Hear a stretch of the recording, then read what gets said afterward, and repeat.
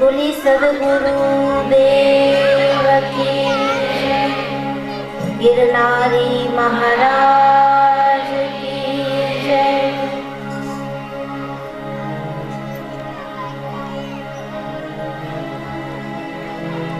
भगवान चित्रकूटમાં આવીને નિવાસ કરે છે।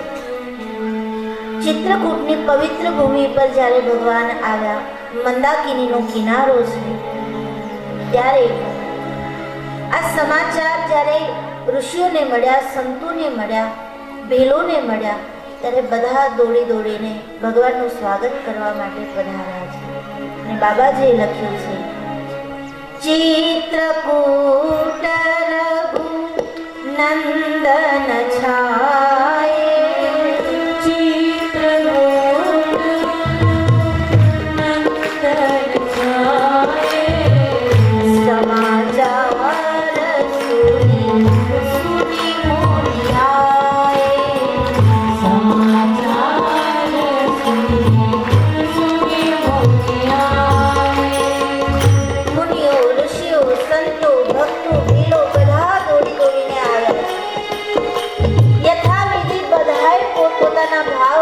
ભગવાનનું સ્વાગત કરે। પધારેલા સંતોનું સ્વાગત ભગવાન કરે।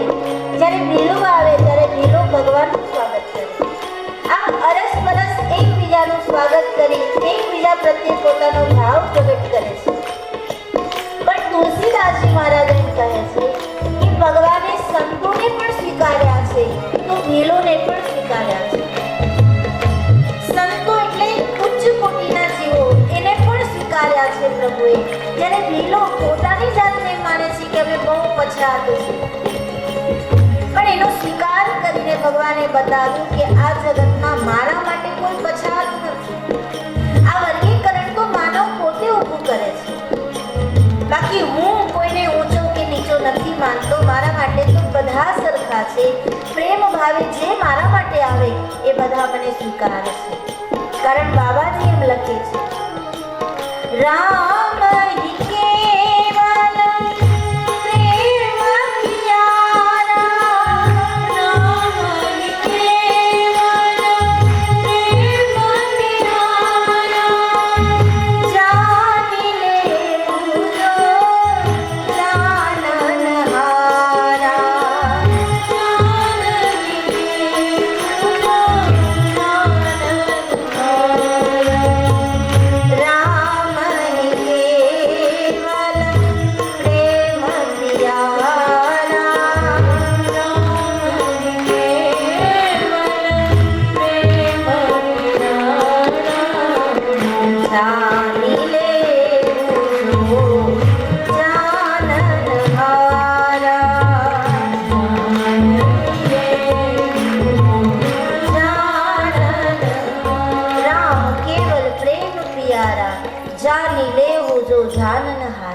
જેને જાણવાની જિજ્ઞાસા છે, જેના હૃદયમાં પ્રેમ છે, એ બધાનો સ્વીકાર પરમાત્મા કરે છે।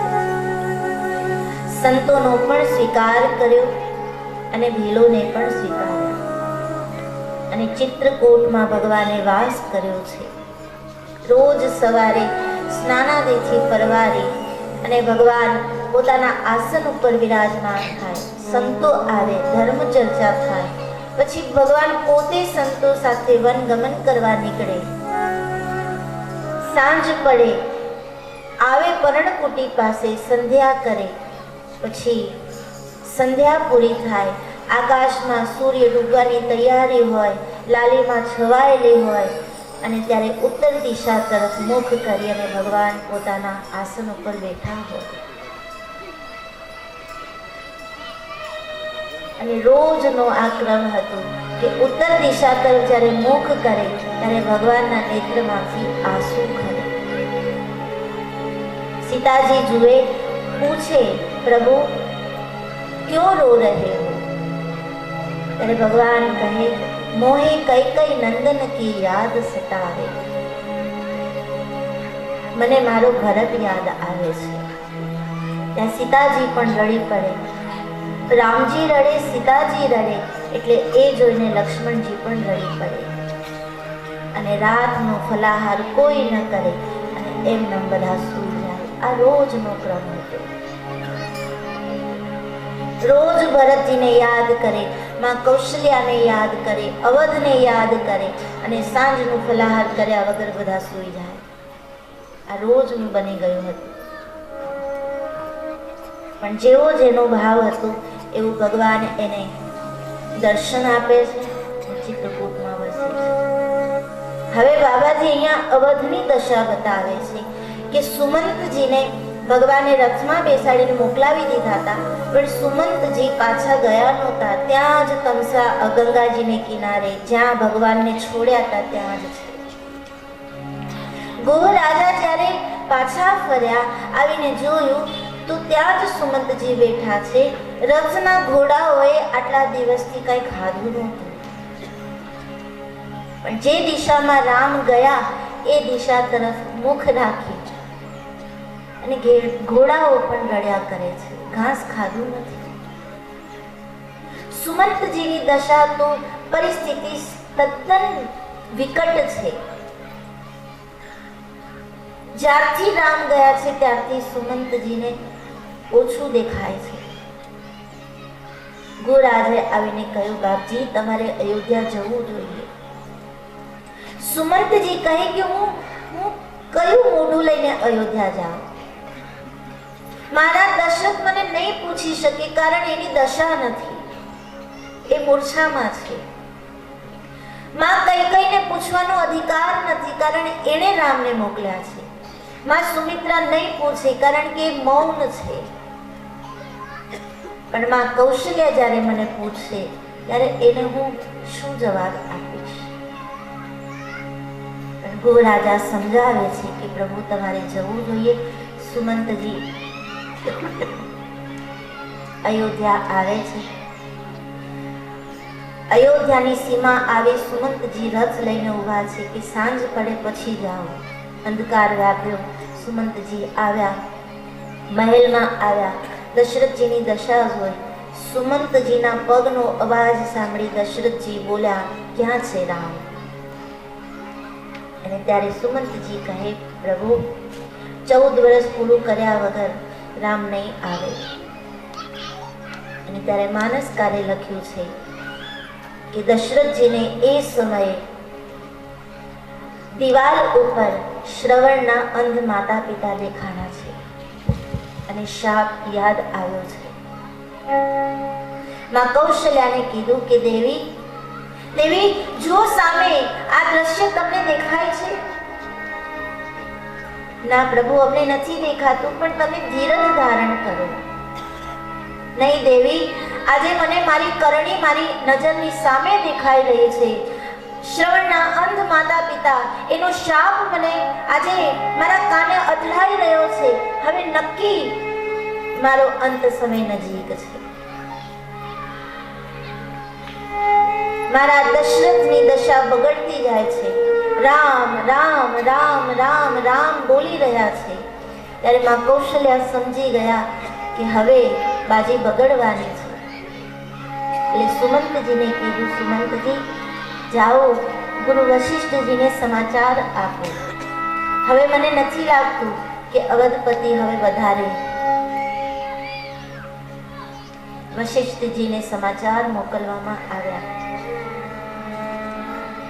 પણ મહારાજ દશરથજી રામ રામ કહી રામ કહી રામ રામ કહી રામ 6 વખત ભગવાન રામનું નામ લઈ અને પોતાના પ્રાણ છોડે છે. દશરથજીના પ્રાણ ગયા.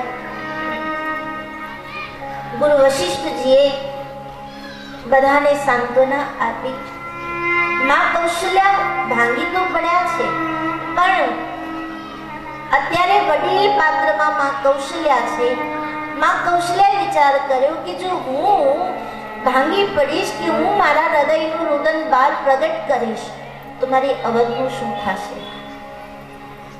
એટલે બહુ પથ્થર ઉપર હૃદય મૂકીને માં પોતાની ફરજો બજાવે છે. ગુરુ વશિષ્ઠજીને પ્રાર્થના કરી, પ્રભુ અમે શું કરીએ? વશિષ્ઠજી માર્ગદર્શન આપ્યું. કે પહેલા ભરત અને શત્રુઘ્નજીને બોલાવો, મહારાજના અંતિમ સંસ્કાર થાય પછી નિર્ણય લેવાય. ભરતજી અને શત્રુઘ્નજીને બોલાવવામાં આવ્યા. ભરતજી મામાના ઘરેથી જ્યારે આવ્યા, અવધનું વાતાવરણ જોયું અને ભરતજીને શંકા થવા લાગી, મારી અવધ આટલી સૂની, કોઈ દેખાતું નથી, બધા શૂન્ય મનસ્ક કરીને બેઠા છે. ભરતજીને એમ કે મારા પ્રભુ રામ તો મારી માં કૈકેયી પાસે જ હશે, એટલે સૌથી પહેલા દોડીને ભરતજીમાં કૈકેયી પાસે આવ્યા પ્રભુ રામને મળવા માટે. કારણ કે પ્રભુ રામ માં કૌશલ્યા કરતા માં કૈકેયી પાસે વધારે રહેતા. ભરતજીને આવેલા જોઈ માં કૈકેયીએ બધી વાત કરી કે બેટા મેં કામ સુધારી લીધું. ભરતજી પૂછે, માં એવું તે શું અવધમાં બગડી ગયું કે તારે સુધારવું પડ્યું?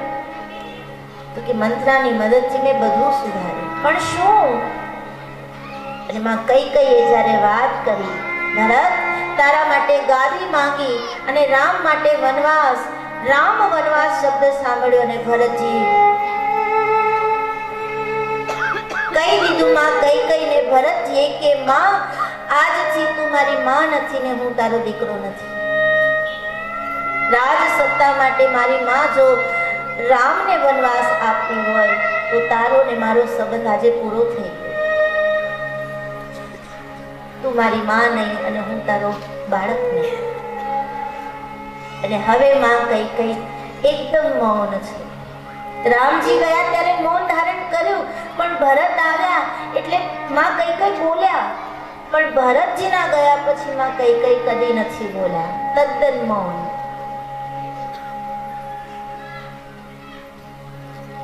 ભરતજી ગયા માં કૌશલ્યા પાસે. ત્યાં જઈને જોયું તો પિતાજીના પ્રાણ પંખીરો ઉડી ગયા છે અને ભરતજી શત્રુઘ્નજી માં કૌશલ્યાની ગોદમાં માથું મૂકી અને ખૂબ રડ્યા છે. માં આના કરતા તો હું જ્યારે જન્મ્યો ત્યારે જ મારી માએ મારું ગળું દબાવી દીધું હોત ને તો આજે અવધની આ દશા ન થઈ હોત. માં મારો જન્મ શું કામ થયો?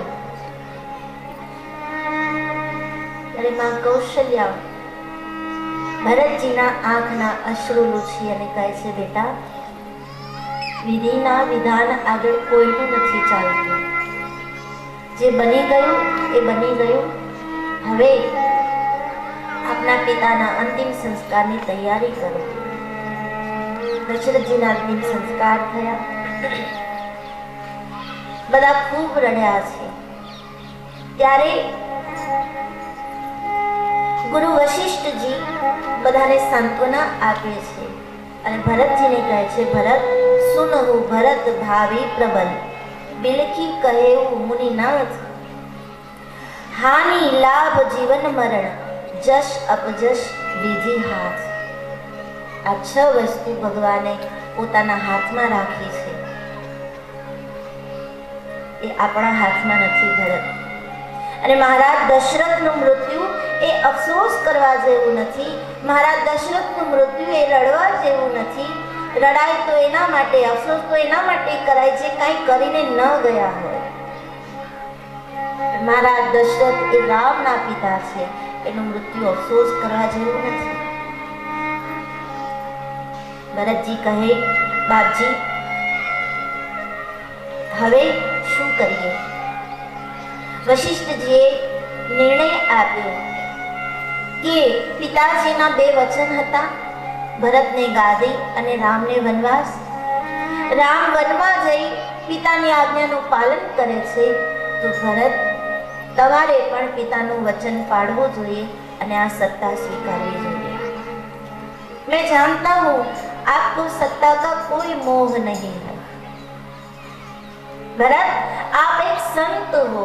गुरु ने सर्टिफिकेट दे दिया भरत जी को कि आप एक संत हो, संत की भूमिका में जीने वाले हो, आपको सत्ता का कोई मोह नहीं है.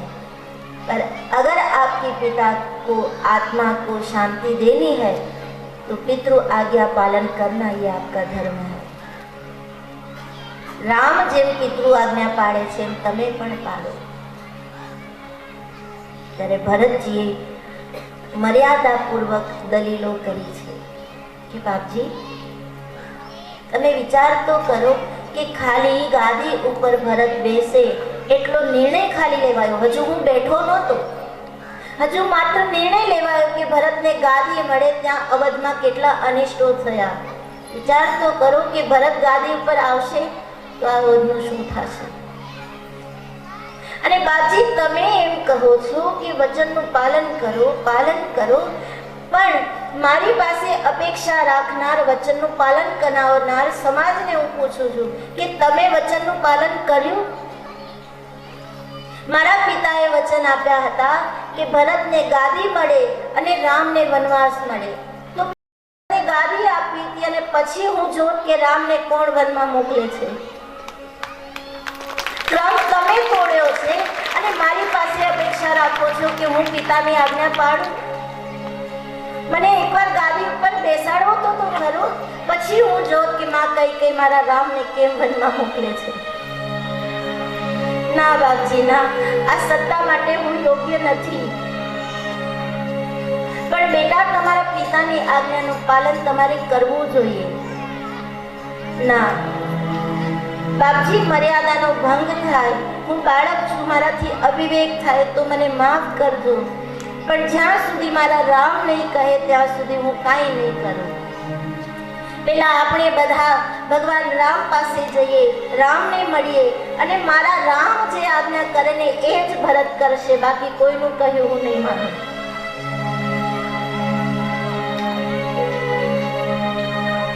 અને બધાનો એક જ અવાજ હતો કે ઠીક છે, ભરતજી જ્યારે આટલું કહે છે તો આપણે ભગવાન રામને મળવા જવું જોઈએ અને ચિત્રકૂટ જવાનો નિર્ણય થયો।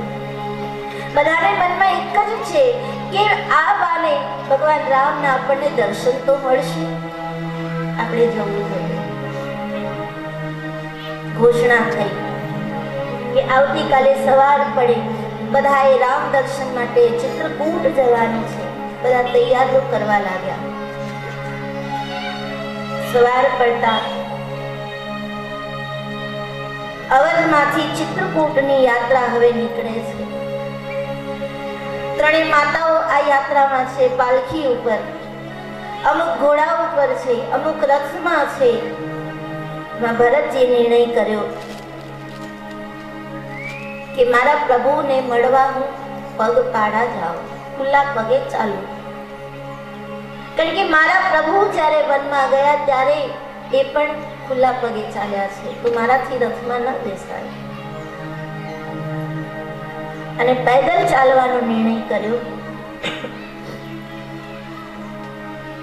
તો એમને જોઈને, ભરતજીને જોઈને સમાજના અમુક લોકો શરમે ધર્મે પણ ભરતજીની સાથે નીચે ઉતરીને ખુલ્લા પગે ચાલવા લાગ્યા। કોઈએ જઈને માં કૌશલ્યાને કીધું કે ભરતજી ખુલ્લા પગે ચાલે છે। એ માં કૌશલ્યા ભરતજીને કહે, બેટા તું પગપાળા ચાલીશ તો તારું જોઈ જોઈને બીજા પણ ચાલે છે, આપણાથી કોઈ બીજાને કષ્ટ થાય એવું જીવન ના જીવાય બેટા, રથમાં બેસી જાઓ। ભરતજીની ઈચ્છા હતી ચાલીને જવાની, પણ દેખાદેખીથી લોકોએ એમનું અનુસરણ કર્યું એટલે પોતાનો નિયમ એને તોડવો પડ્યો। ઈશ્વર યાત્રાનું આ પહેલું વિઘન છે કે જે સાધક ઈશ્વર તરફ ગતિ કરશે એ એમાં નિયમ લેશે, એ નિયમ જો જગ જાહેર થશે ને તો લોકો નિયમનો ભંગ કરાવશે। માં કૌશલ્યા કહે, નહીં બેટા આપ રથમાં ચડી જાઓ। અને ભરતજી રથમાં બેઠા। યાત્રા આગળ વધી। ધીરે ધીરે ધીરે ચાલતા ચાલતા બધા ગંગાજીને કિનારે આવ્યા। મોટી જનમેદની ભરતજીની સાથે છે એ જોઈને ગુહ રાજાએ ગો રાજાને જ્યારે ખબર પડી કે ભરતજી જઈ રહ્યા છે, ચતુરંગીની સેનાને લઈને જઈ રહ્યા છે, ત્યારે ગો રાજાને ગેરસમજ ઊભી થઈ કે જરૂર નક્કી ભરત સેના લઈને જાય છે, એનો મતલબ કે યુદ્ધ કરવા જાય છે. એટલે ગો રાજાએ ઘોષણા કરી, ભીલો, રામ કાર્ય કરવાનો સમય થઈ ચૂક્યો છે. આપણામાં નાનામાં નાનું બાળક, એનામાં છેલ્લામાં છેલ્લો શ્વાસ હોય ત્યાં સુધી આપણે લડશું, પણ ભરતને રામ સુધી પહોંચવા નહીં દઈએ, કારણ કે આપણે રામના દાસ છીએ. ત્યારે ભીલોમાં એક સમજુ વડીલ હતા. એને કીધું, કોઈને જોયા વગર, કોઈને પારખ્યા વગર નિર્ણય ન લઈ લેવાય. સેના લઈને જાય છે, પણ શું કામ જાય છે પેલા જાણો. અને જ્યારે ભરતજીની પરીક્ષા કરવામાં આવી, માંસાહાર, અનાજ અને ફળ ફૂલ આ 3 વસ્તુ મોકલવામાં આવી અને કહ્યું કે આમાંથી ભરતજી જે પસંદ કરશે એમાંથી ખબર પડશે કે ભરતજી કઈ મનસા લઈને રામ પાસે જાય છે. ભરતજીની આગળ આ 3 પ્રસાદ ધરવામાં આવ્યો. ત્યારે ભરતજીએ ફળ ફૂલનો સ્વીકાર કર્યો અને વડીલે કીધું કે ભરત લડવા નથી જતા, મળવા જાય છે. અને ત્યારે ગો રાજાને પસ્તાવો થયો. ગો રાજા ભરતજી પાસે આવીને પગે પડી ગયા કે પ્રભુ મને માફ કરો, મેં તમને ઓળખવામાં ભૂલ કરી.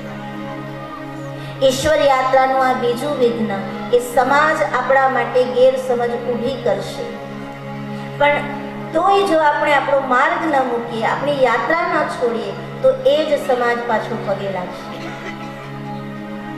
હવે ભીલો પણ આ યાત્રામાં સાથે જોડાયા છે અને યાત્રા આગળ વધી છે.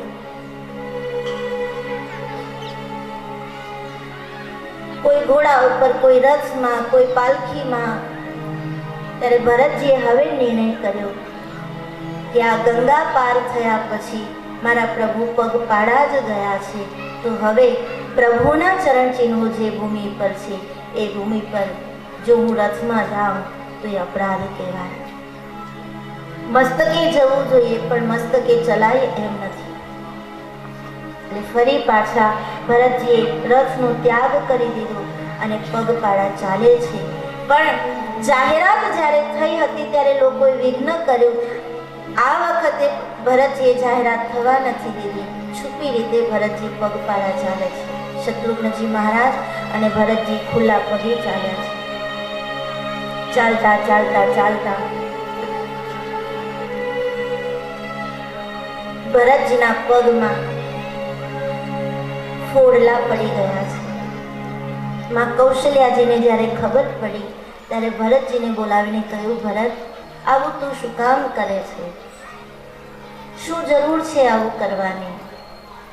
ભરતજી કહે, માં તમને ખબર છે આ રસ્તે મારા પ્રભુ ખુલ્લા પગે ચાલ્યા છે. મારી માં સીતા જ્યારે ખુલ્લા પગે ચાલી હશે ત્યારે એને કાંટા વાગ્યા હશે, કાંકરા વાગ્યા હશે. એને કેમ સહન કર્યું હશે? માં, મને ન રોકો. મારા રામનો ત્રાસ હું અનુભવ કરું છું તો મને આટલો ત્રાસ થાય છે. જ્યારે એને ભોગવવું પડ્યો હશે ત્યારે એને કેટલો ત્રાસ થયો હશે. માં, મને ન રોકો. કૌશલ્યાજી સમજાવે ભરતજીને, પણ ભરતજી માનતા નથી. યાત્રા આગળ વધી. યમુનાજીને કિનારે આવ્યા. યમુનાજીની સ્તુતિ કરી. ભરતજી આગળ ચાલતા ચાલતા પ્રયાગ પાસે પહોંચ્યા. પ્રયાગજીની સ્તુતિ કરી, પ્રયાગજી પાસે પ્રાર્થના કરી અને ભરતજીએ પ્રયાગરાજને કીધું છે કે હે પ્રયાગરાજ, મારા પર એવી કૃપા કરો કે સદા સીતારામ પદમાં મારો પ્રેમ ટકી રહે. ત્યારે પ્રયાગરાજને વાણી મળી અને કીધું છે કે ભરતજી, આપ તો સંત છો. અમે તમારી પાસે કંઈક માંગીએ તો યોગ્ય લાગે, તમે અમારી પાસે માંગો એ યોગ્ય નથી. આપના જેવા પવિત્ર સંતો જ્યારે અમારા તીર્થોમાં સ્નાન કરે છે ને, ત્યારે અમારા બધા પાપ આપ સંતો હરી લો છો. અમે આપને શું આપી શકીએ? યાત્રા ત્યાંથી આગળ વધે છે. ચાલતા ચાલતા પ્રયાગના કિનારે ભરદ્વાજ ઋષિના આશ્રમે આવ્યા છે. ભરદ્વાજ ઋષિએ સ્વાગત કર્યું છે. ભરતજી એક રાત ત્યાં રોકાયા છે અને ભરદ્વાજજીએ ત્યારે પરીક્ષા કરી છે, ઐશ્વર્ય ઊભું કર્યું છે કે આ ભરત ખરેખર ઈશ્વર પ્રેમમાં ડૂબેલા છે. એને પરીક્ષા કરી, ઐશ્વર્ય ઊભું કર્યું છે. પણ આ ઐશ્વર્યમાં ન ફસાતા ભરતજી જ્યારે એક ઝાડ નીચે બેઠા છે, આખી રાત્રિ સીતારામ સીતારામ સીતારામનું ભજન કરીને જ્યારે વિતાવી, ત્યારે ભરદ્વાજજીના મુખમાંથી શબ્દો સરી પડ્યા કે ધન્ય છે સંત તમારી ભક્તિને.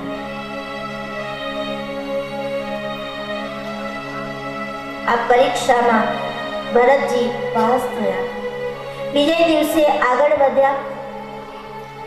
યમુનાજીને કિનારેથી ચાલતા ચાલતા ચાલતા ભેલોના ગામડા, જે સાવ પછાત વર્ગ છે, જેને ભગવાન રામે અપનાવ્યો હતો, એ બધાના દર્શન કરતા કરતા ભરતજી એના દર્શન કરી હાથ જોડી જોડીને નમન કરે છે કે હે ભેલો, તમે ધન્ય છો કે પ્રભુ રામના દર્શન આપે કર્યા છે.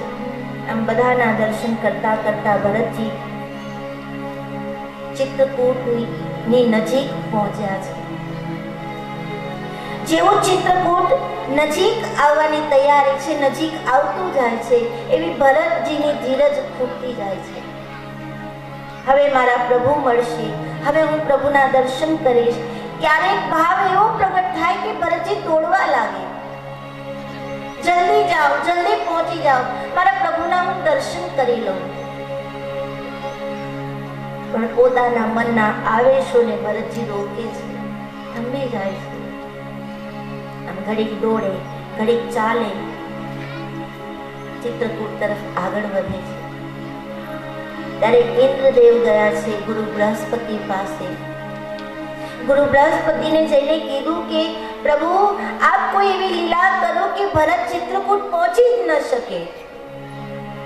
કારણ કે ભરત જો ચિત્રકૂટ પહોંચી જાય, ભગવાન રામને એમ કહી દે કે રામ તમે પાછા આવો, અયોધ્યાની ગાદી સ્વીકારો, અને ભરતજીના પ્રેમને વશ થઈ રામ જો અયોધ્યાની ગાદી સ્વીકારી લે તો અમે જે કંઈ કર્યું એ બધું બગડી જાય. માટે ગુરુજી આપ કંઈક લીલા કરો, ભરતજીને ચિત્રકૂટ સુધી પહોંચવા ન દો. ઈશ્વર યાત્રાનું ત્રીજું વિઘ્ન કે દેવતાઓ વિઘ્ન કરશે. ગુરુ બૃહસ્પતિએ ઇન્દ્રદેવને ઠપકો આપ્યો. ઇન્દ્રદેવ, આ મંત્રા નથી, આ ભરત છે.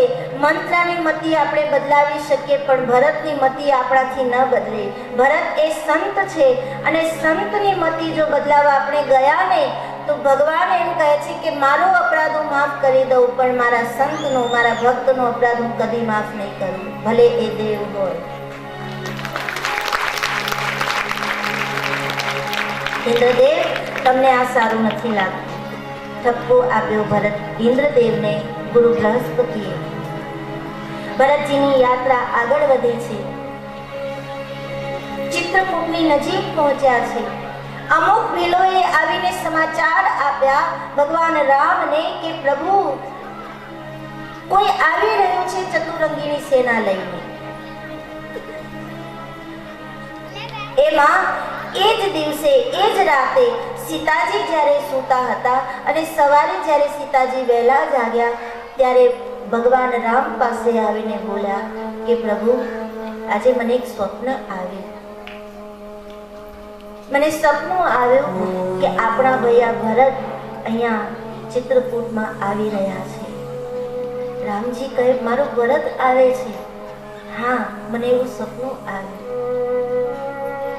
પણ સ્વામી, આ સપનું મને કંઈક અજુગતું લાગતું હતું.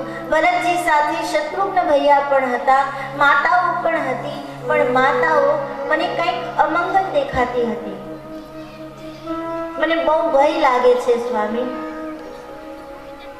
ત્યારે ભગવાન કહે કે અવધમાં બધું સારું હોય. એમાં ભીલોએ સમાચાર આપ્યા કે ચતુરંગીની સેના લઈને કોઈ આવે છે.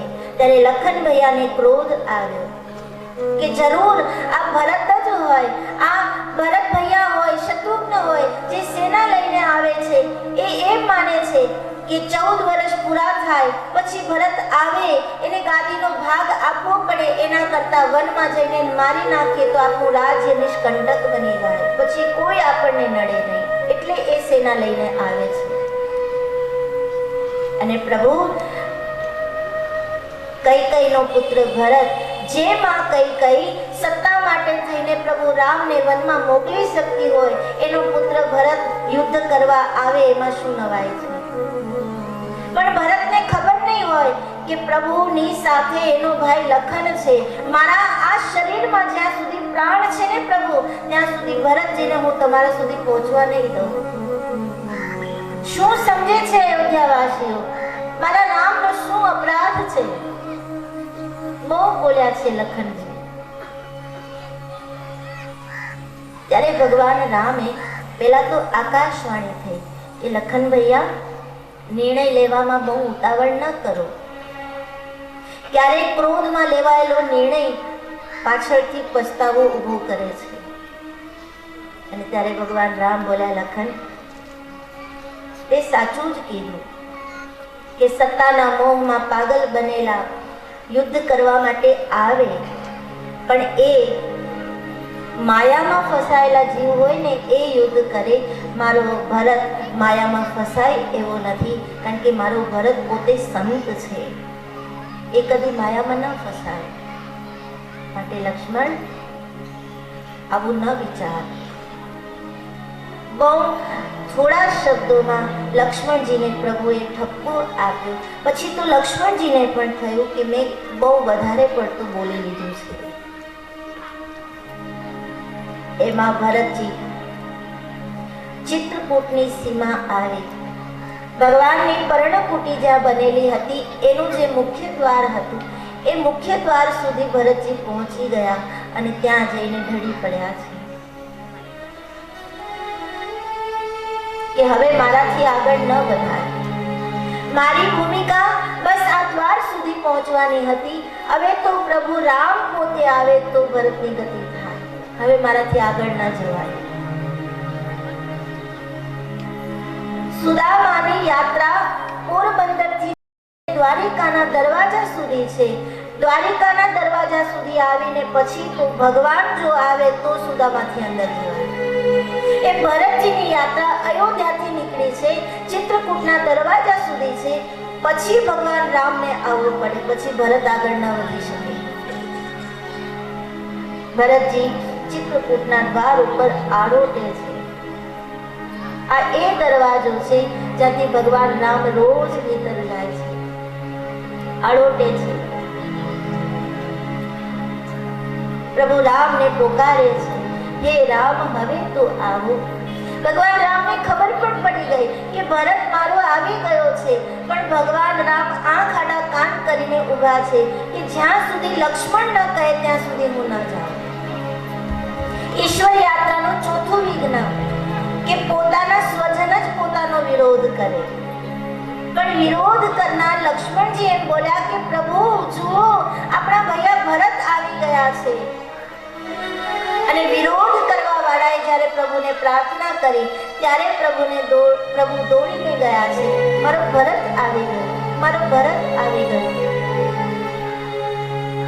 દોડીને ભરતજીને તેડી લીધા છે પ્રભુએ. પણ જ્યારથી પ્રભુને જોયા છે, ભરતજીનું ધૈર્ય અત્યાર સુધી જે હૃદયમાં છુપાવી રાખ્યું હતું એ બધું આંસુ વાટે બહાર નીકળવા લાગ્યું. ચોધારા આંસુ એ ભરત રડે છે. ભરતજીને તેડી લીધા, ભેટી પડ્યા, લઈ આવ્યા અંદર. ભરતજી જ્યારે પર્ણકુટી પાસે આવ્યા, વડલાના ઝાડની નીચે પાનના દોના બનાવેલા હતા, એમાં બોરના ઠળિયા પડ્યા હતા. આ બધું દ્રશ્ય જોઈને ભરતજીને બહુ દુઃખ થયું. ભરતજી મનોમન વિચાર કરે કે આ મારા કારણે ને, હું જો ન હોત તો મારા રામની આવી દશા ન થાત. હું શા માટે જન્મ્યો? ભરતજી પોતાના રુદનને રોકી નથી શક્યા, ખૂબ રડ્યા છે. એ ભરતજીને જોઈને પ્રભુ પણ આજે ખૂબ રુદન કરે છે. ભરતજી માં સીતાજીને પગે લાગે. લક્ષ્મણજી અને ભરતજી મળ્યા. લક્ષ્મણજી ભરતજીને પગે લાગે ત્યારે લક્ષ્મણજી બોલ્યા, ભૈયા મને ક્ષમા કરી દો, મેં તમને સમજવામાં બહુ મોટી ભૂલ કરી નાખી, હું તમને સમજી ન શક્યો, મને માફ કરી દો.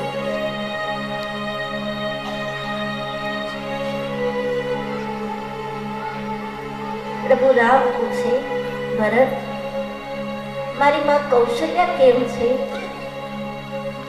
ભરતજી કહે, પ્રભુ માતાઓ પણ સાથે આવી છે, ગુરુ વશિષ્ઠજી સાથે છે, અવધની પ્રજા સાથે આવી છે. ત્યારે શત્રુઘ્નજીને માં સીતા પાસે રાખી ભરતજી ભગવાન રામ લક્ષ્મણ ભૈયા ગયા છે માતાઓને મળવા. માતાઓને જ્યારે મળવા જાય છે ત્યારે સૌથી પહેલા ભગવાન રામ માં કૈકેયીને પગે લાગે છે. પછી માં કૌશલ્યાને મળ્યા, માં સુમિત્રાને મળ્યા. પણ માતાઓના દર્શન જ્યારે કર્યા, માતાઓના કપાળમાં જ્યારે ચાંદલો ન જોયો ત્યારે ભગવાન રામ પૂછે, માં મારા પિતા? માં કૌશલ્યા કહે, તમારા પિતા અમને અનાથ કરીને જતા રહ્યા, અને ભગવાન હોવા છતાં પ્રભુ પોકે પોકે રડ્યા છે.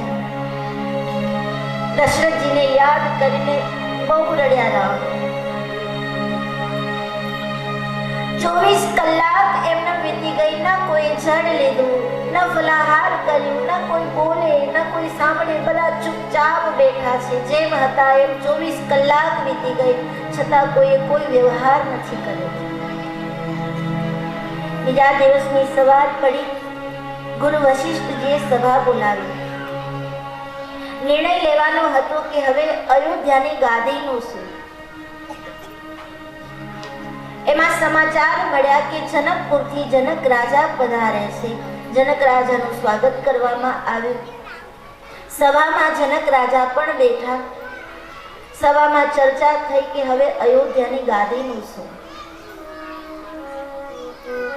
ત્યારે ભરતજી કહે, મારા રામ કહે એમ હું કરું, રામ કહે મારો ભરત કહે એમ હું કરું. ગુરુ વશિષ્ઠજી કે હું આમાં કાંઈ ન બોલી શકું. જનક રાજા કાંઈ બોલે તો ન ભરત માને ન રામ માને. આમ ને આમ દિવસ વીત્યો. વાત ત્યાં ને ત્યાં અટકી ગઈ. બીજા દિવસે સભા બોલાવી, નિર્ણય ન લેવાયો. ત્રીજા દિવસે સભા બોલાવી, નિર્ણય ન લેવાયો.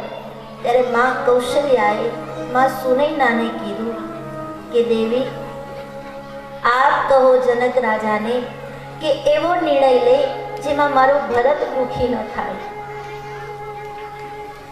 મારા ભરતના હૃદયને ઠેસ વાગે એવો કોઈ નિર્ણય ન લે. મારો સંદેશો જનક રાજાને આપજો. ત્યારે માં સુનૈના કહે, માં અમે આવ્યા છીએ તો સીતાને અમારી પાસે મોકલશો. 4 દિવસ થઈ ગયા છતાં સીતાજી મળવા નથી ગયા. જ્યારે માં કૌશલ્યાએ રજા આપી ત્યારે પિતા જનક અને માં સુનૈનાને મળવા ગયા છે. 2 ઘડી પાસે બેઠા, વાતો કરી. પછી માં સીતા બોલ્યા કે માં, મારી માં કૌશલ્યાની સેવામાં મારે રહેવાનું છે. એ અહીંયા હોય અને હું તમારી પાસે રોકાવ તો મારો ધર્મ લાજે, મને ત્યાં મૂકી જાઓ. હું તમારી પાસે રોકાઈ ન શકું. તમે મારા પિતા છો, માતા છો, પણ મારો ધર્મ મારી સાસુની સેવા કરવાનો છે. તમારી પાસે રોકાઈ ન શકું. એટલે સીતાજીને પાછા માં કૌશલ્યા પાસે છોડી આવ્યા. માં સુનૈનાએ જનક રાજાને સમાચાર આપ્યા માં કૌશલ્યાના. સવાર પડી, બીજા દિવસની સભા બોલાવવામાં આવી. ફરી એ જ વાત. ભરતજીને પૂછો તો એમ કહે, રામ કહે એ હું કરું, રામજીને પૂછો તો કહે ભરતને જે ઠીક લાગે એ હું કરું. ભરત જો કહે કે રામ ગાદી સ્વીકારે તો હું ગાદી સ્વીકારવા તૈયાર છું. ત્યારે ભરતજી બોલ્યા છે પ્રભુ, હું એવો અધમ છું, એક મારા કારણે તમારે વનમાં આવવું પડ્યું, એક મારા કારણે તમારે દુઃખો વેઠવા પડ્યા, તો હવે હું બોલું અને તમે ગાદી સ્વીકારો એવો અધિકાર મારી પાસે નથી રહ્યો. હું તમને આજ્ઞા ન કરી શકું પ્રભુ, આજ્ઞા તમે કરો એમ ભરત કરે. ત્યારે રામ બોલ્યા, ભરત,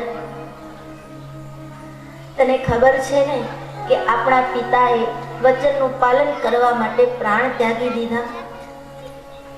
તો ભાઈ હવે આપણે સમજવું જોઈએ, એને વચન આપ્યા છે, એનું પાલન કરવું એ આપણો ધર્મ છે. હું વનમાં રહીને એના વચનનું પાલન કરું અને તું ત્યાં અયોધ્યામાં રહીને વચનનું પાલન કર. ભરતજી કહે છે એનો મતલબ એમ કહો છો પ્રભુ કે હું વનમાં રહું અને તમે વનમાં રહો અને હું અયોધ્યાની ગાદી સંભાળું. હા ભરત, એમાં જ બધાની ભલાઈ છે. કારણ કે આપણા રઘુકુળની રીત છે, પ્રાણ જાય પર વચન ન જાય. ભરતજી કહે ભલે પ્રભુ, આપ કહો છો તો હું અયોધ્યાની ગાદી સંભાળું, પણ પ્રભુ મને આધાર જોઈએ છે. મને કંઈક આધાર આપો જેના આધારે હું અયોધ્યાનું રાજ્ય સંભાળી શકું. અને ત્યારે પ્રભુ કરી કૃપા પાવરી દીન પોતાની પાદુકા આપી છે. એ પાદુકાને મસ્તકે ધારણ કરી ભરતજી નાચવા લાગ્યા. આ પાદુકા નથી, આ મારા સીતારામજી પોતે છે. નાચ્યા છે ભરત. પાદુકાને મસ્તકે ધારણ કરી સંભાળીને રાખી. પછી ભરતજીએ કીધું, પ્રભુ, નિર્ણય લેવાઈ ગયો છે, છતાં આ ચિત્રકૂટમાં મને 5 દિવસ રોકાવાની રજા આપો. મારે આ ચિત્રકૂટની પ્રદક્ષિણા કરવી છે.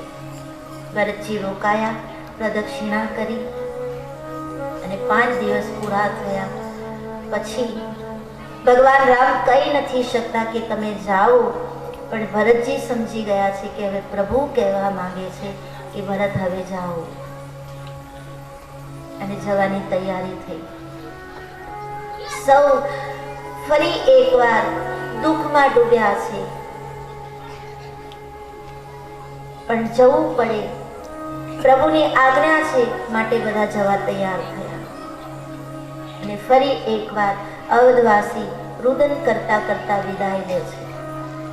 ત્યારે ભરતજી બોલ્યા, પ્રભુ, 14 વર્ષ સુધી આ પાદુકા હવે સત્તા ઉપર બિરાજમાન થશે. એના માર્ગદર્શન પ્રમાણે આ ભરત અયોધ્યાનું રાજ સંભાળશે. 14 વર્ષ પછી તમે જ્યારે પાછા આવશો ને, ત્યારે જે ઉચિત હશે એ થશે. ભગવાન રામ માં કૌશલ્યાને મળવા ગયા. ત્યારે માં કૌશલ્યા બોલ્યા, બેટા, 14 વર્ષ અમે રાહ જોઈશું તારી. 14 વર્ષનો સૂર્ય 14 વર્ષ જ્યારે પૂરા થશે, એ દિવસનો સૂર્ય જ્યારે અસ્ત પામશે, ત્યાં સુધી અમે તારી રાહ જોશું. એ પછી જો તું ન આવ્યો ને રામ, તો આશા નહીં રાખતો કે તારી માં કૌશલ્યા તને અયોધ્યામાં મળશે. 14 વર્ષ સુધી હું જીવીશ, મારા ભરત માટે જીવીશ. પણ 14 વર્ષની ઉપર જો એક દિવસ થયો તો તારી માં કૌશલ્યા તને નહીં મળે. માં, હું જલ્દી આવી જઈશ. અને બધાને વિદાય આપી પ્રભુએ. બધાએ વિદાય લીધી, અયોધ્યા તરફ આવ્યા છે.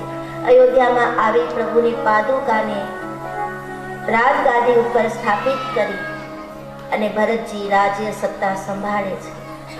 પણ એક દિવસ ગુરુ વશિષ્ઠજી પાસે જઈને આજ્ઞા માંગી કે પ્રભુ, તમે રજા આપો તો હું નંદીગ્રામમાં જઈને રહું. ગુરુ વશિષ્ઠજી કહે, ભરત,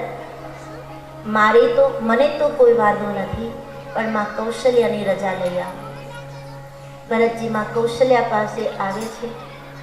માં, મારા રામ જ્યારે વનમાં રહેતા હોય ત્યારે મારાથી રાજભવનમાં ન રહેવાય.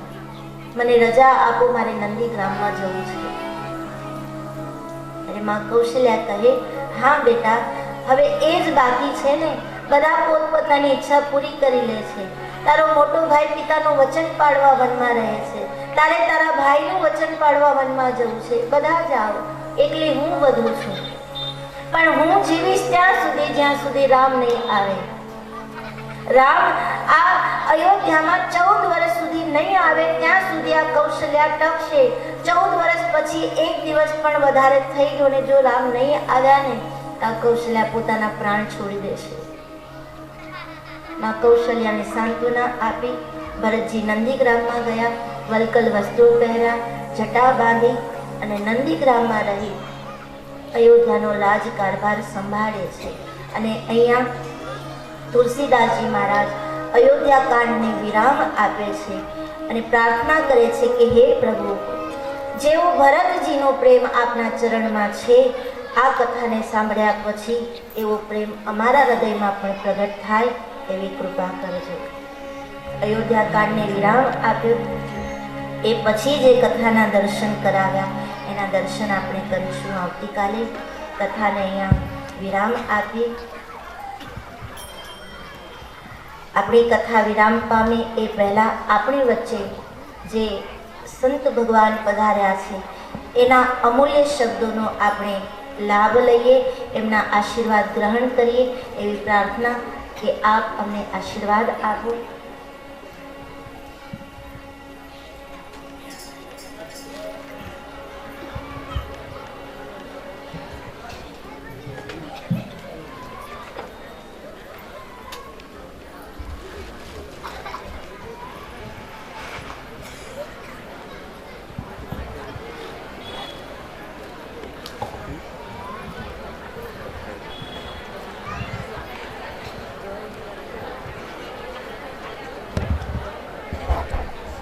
श्रीमद् गजानन विभुं पवनात्मजं च श्रीवल्लभगुरुं यमुना महेशं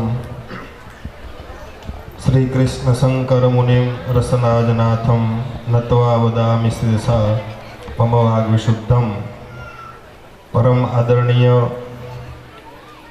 जयानंद माँ सरस्वती जी जेने खूब ज सारी रीते आपने भगवान रामनी कथाનું રસપાન કરાવ્યું. એમના વાણી ઉપરથી એનું ઓજસ્વ, એની જે કથા કહેવાની શૈલી હતી એના ઉપરથી આપણને એના ગુરુને પણ વંદન કરવાનું મન થાય. એવા અખંડજી મહારાજ જેના ગુરુ સારા હોય, એના શિષ્યો આવી રીતે ધર્મનું કાર્ય કરતા હોય. અને રામકથા એ તો મૈયા છે અને સંતોના દર્શન માઘ મહિનો ચાલે છે. માઘ મહિનામાં અત્યારે પ્રયાગમાં જાઓ તો પગ મૂકવાની પણ જગ્યા મળતી નથી, એટલા બધા સંતો ત્યાં ભેગા થયા હોય. તો આજે તો આ ગામવાળાએ બધા માછી સમાજવાળાએ બધાએ માછીવાડને આ ફણસા ગામને ચિત્રકૂટ ધામ બનાવી દીધું છે. આ ધામ બની ગયું છે કે જ્યાં સંતો ખુદ આવી અને આપણને રામમય કરે છે. રામાયણ એ તો ઘેરે ઘેરે ગામે ગામે થવી જોઈએ કથા. અને આમાંથી કોઈ એવો વિરલો થાય આ કથા સાંભળતા હો તો આપણે સંકલ્પ કરીએ કે આવા સંતોને, આવા મહંતોને, આવા તપસ્વીઓને આપણા પણ ગામમાં લાવીએ અને રામકથા વંચાવીએ અને સાંભળીએ. કારણ કે રામાયણમાં રામ મહત્વનો છે, રામ ભગવાન છે. પણ રામ ભગવાન છે એ રામ પાસે તાકાત કોની છે? તો કે ભરત ભાઈની તાકાત છે. એટલે રામ મહાન છે. ભરત છે, એની પાસે લક્ષ્મણ છે, એની પાસે શત્રુઘ્ન છે, એની પાસે ત્યાગી એવી સીતા છે.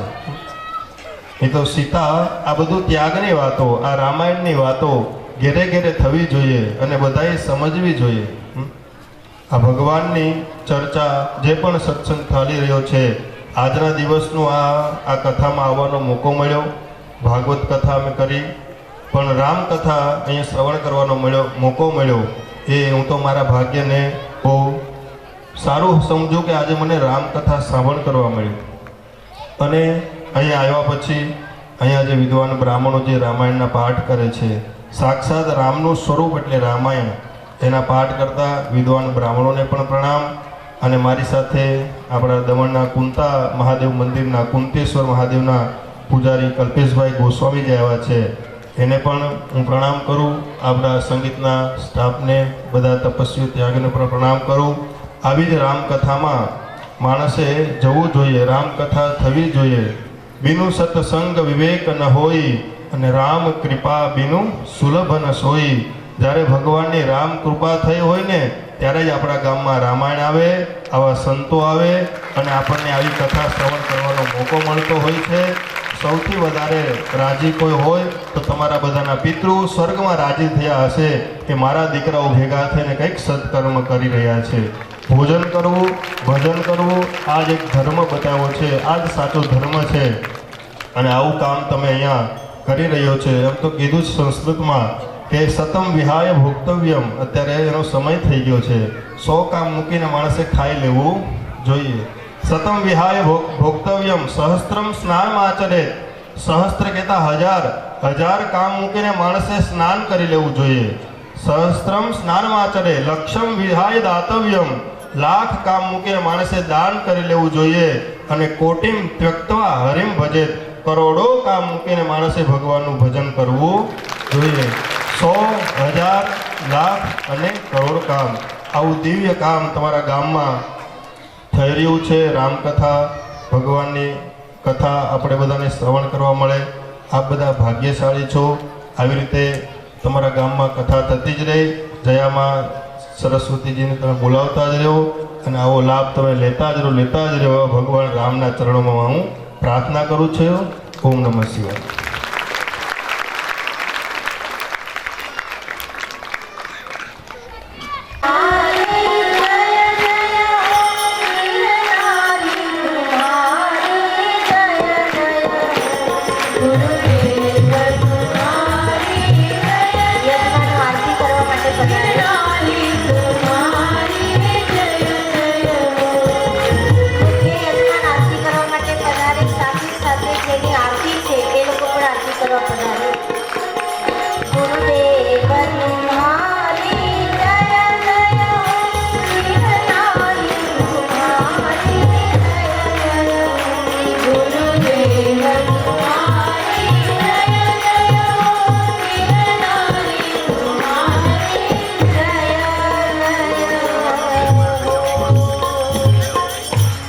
रामचंद्र भगवान की जय. बालकृष्ण लाल की जय. सद्गुरु देव की जय. बाबा मुक्तानंद महाराज की जय. हरये नमः, हरये नमः, हरये नमः, हरये नमः, हरये नमः, हरये नमः. नमः पार्वती पतये. हर हर महादेव.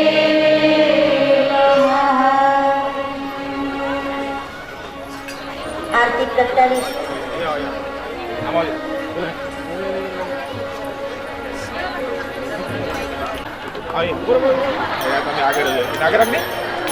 આજે ગાડી જે બનાવી છે ને રંગોળીમાં એ બહુ સુંદર છે. અને કૃષ્ણ ભગવાનની જે ગાડીનું નામ કીધું તે ગાડીનું નામ મોરલી પણ રાખ્યું.